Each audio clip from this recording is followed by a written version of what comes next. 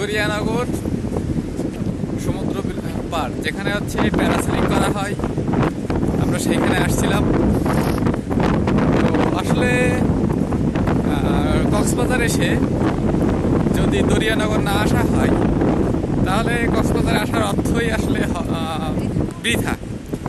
তো আমরা আজকে 2 দিন আসছি, কিন্তু আমরা এখানে আসি নাই।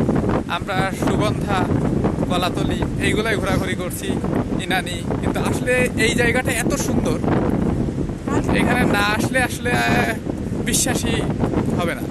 এক সাইডে সমুদ্র, এক সাইডে ঝাউবন, এক সাইডে পাহাড়। আর লাল কাঁকড়ার বীজ, সবাই লাল কাঁকড়া দেখতে চায়। তো এই বীজে না আসলে লাল কাঁকড়াও দেখা সম্ভব না আমি মনে করি।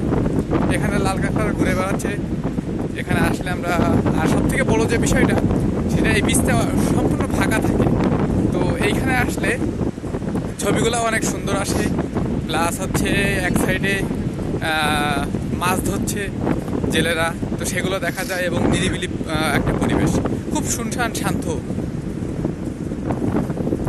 যদি যারা কক্সবাজারে আসবে তারা এই বিচে আসার জন্য তাদের অনুরোধ থাকলো। ধন্যবাদ।